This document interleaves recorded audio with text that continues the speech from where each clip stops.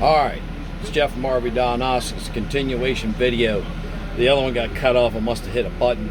Remember, I was talking about how you use control. Each one's a little different to set your RPM. Alright, that's key on, engine running, K-O-E-R-I-C, idle and cruise, RIC. Alright, the engine running, idle and cruise.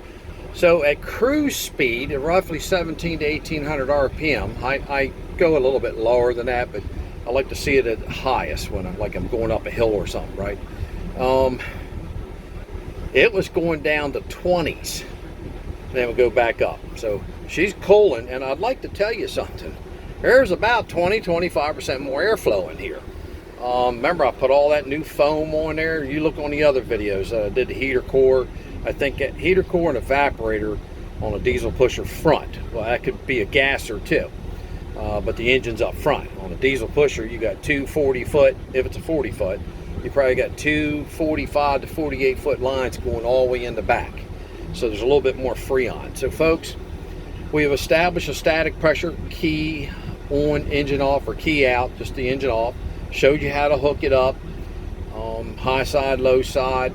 Then I turned it on. I'm gonna go out there and show you the idle now, and I showed you the cruise, okay? And then I said, hey, if the high side's getting high and it cuts off too early, or the high pressure builds up too fast, your condenser fan all the way in the back might not be working, and it also needs to be blowed out and washed out, just like your rooftop condensers and evaporators. You got to clean these things.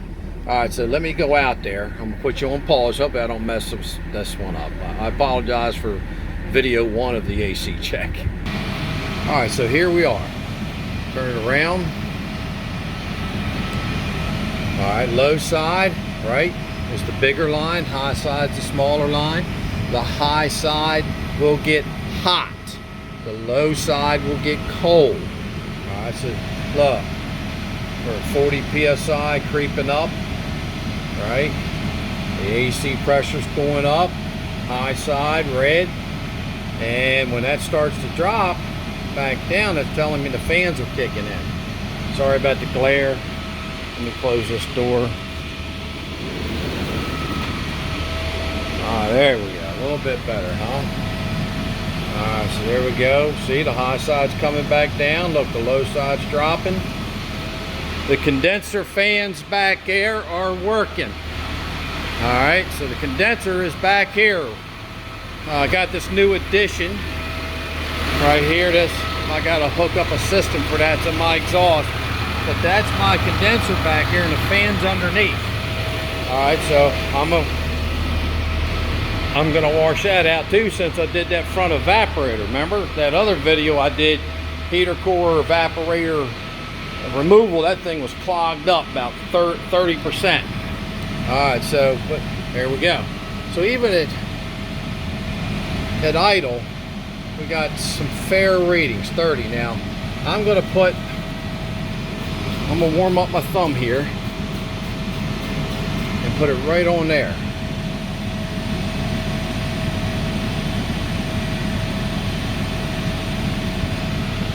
All right.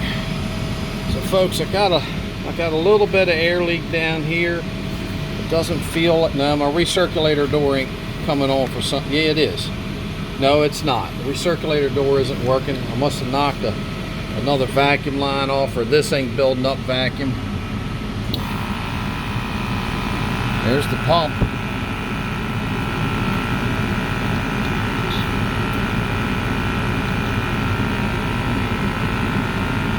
I might not stock it up in there. All right, so we got off the subject there right now, okay? So there we go. That's an idle. I'm going to add about 1 pound to this. All right. I just wanted to show you temperature of ambient with everything off. I still got to run some ducking. That's just real nice cold air.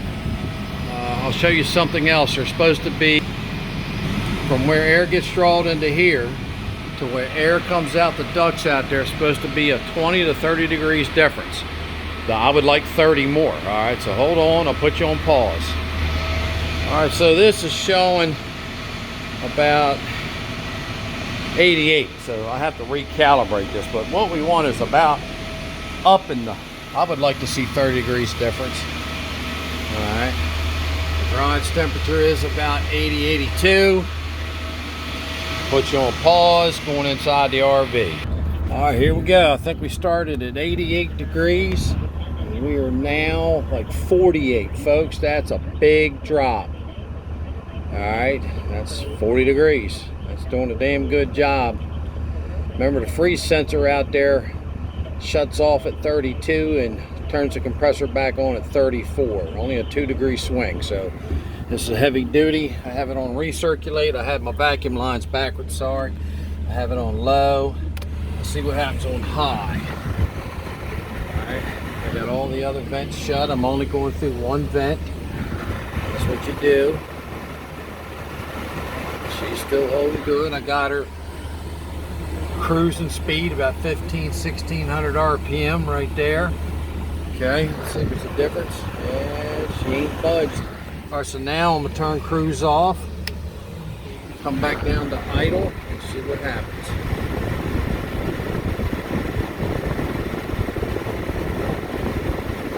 It's coming up a little bit. Still from, I think, 84, 88, but 48 is pretty darn good. You know what I mean? All right, so, and that's full fan speed. So turn it down to 2 low, 1 low, 2 low. She's still holding good, folks. 50 degrees, 48, 49. It's not exact. This is a darn good AC system. All right. So, showed you a little bit about gauges today. All the other videos linked together. This will help you understand your front dash AC, whether you're a diesel pusher or a gasser. Okay, there's on one video there's, you know, part numbers and how, when it comes on, when it comes off, and between all of them I think there's 8 or 9. I try to keep them under 10 minutes each. So now look, here you go. Been talking a while and she's still 50. All right, not bad, not bad. All right, so folks, what's the saying? You're right, test not guess. Showed you. Thank you very much for putting up with me that one video. I cut short somehow and turned it off. You learned about the condenser in the back. I'm gonna clean that. You learned about the evaporator up front, heater core. I'm also got ordered a inline 1/2-inch, or no, excuse me, 5/8 heater hose filter, or coolant filter. You have them on your diesel engines too. So thank you very much. Been a great event to help you learn. And I got my baby up again. All right, put a brand, well, it's the old heater core rebuilt. Same guy did the generator when he put a 4th row in. All right, so he's down here in Seaford, Delaware. If you ever need him, Hobbins, he does real good. Anyway, thank you very much, Jeff from Rvdiagnostics. I'm out of here.